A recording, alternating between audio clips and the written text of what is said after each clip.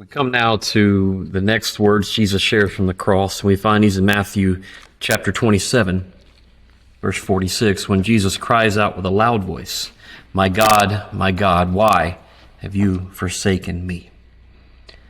And if we were there, we would certainly hear it, but even in just the reading of this saying of Christ, we hear the agony, we hear the anguish, we hear almost despair.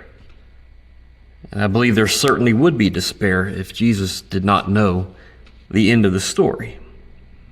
And see, as he's hanging there, he is facing undeserved punishment, undeserved for him, as he was the man who knew no sin. But it was certainly a deserved punishment for the rest of us.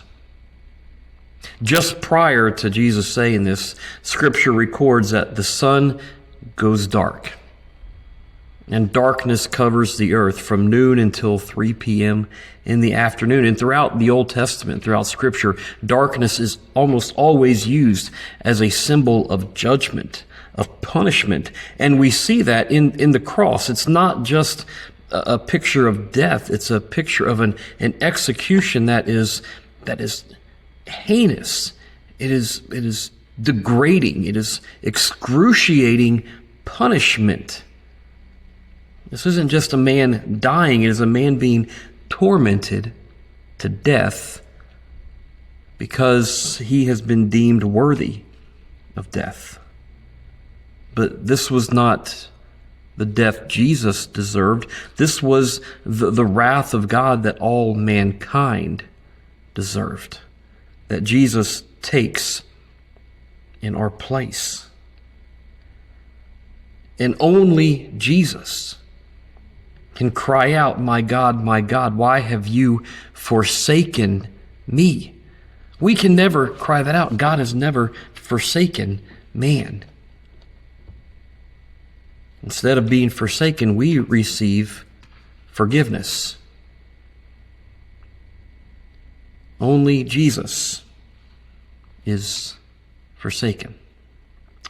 In this verse, he is quoting Psalm 22, a psalm that David penned for all of history to go back and see. And the events in Psalm 22 never happened to David. But in this chapter, he describes in great detail what would happen to a man hanging on a cross.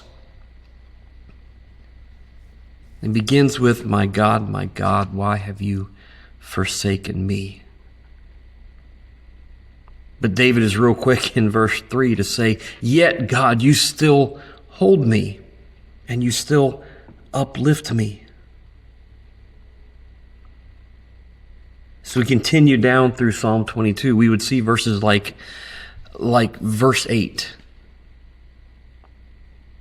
where David is saying about others, saying that he could just rescue yourself. Well, just after this verse in Matthew, where he says, my God, why have you forsaken me? We see those that are at the bottom of the cross saying the same thing. You saved others, now save yourself.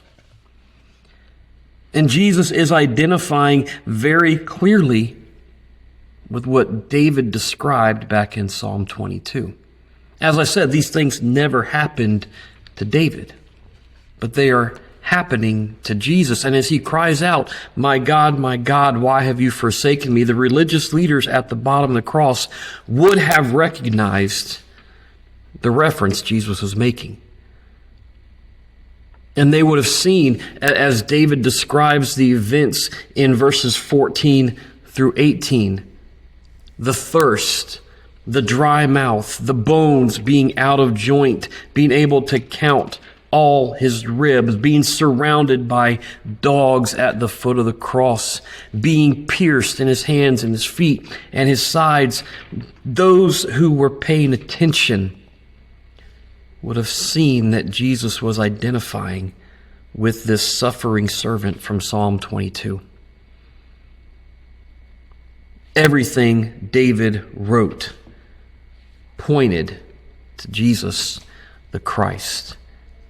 And as Jesus is hanging on the cross, he is once again revealing his true identity. My God, why have you forsaken me?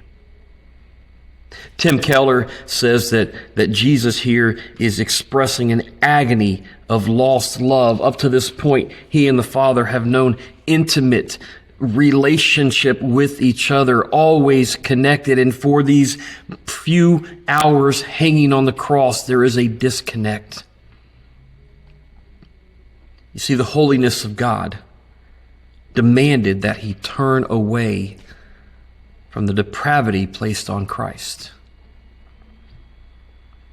Ironically, it's the holiness and the justice of God that demanded the sacrifice in the first place.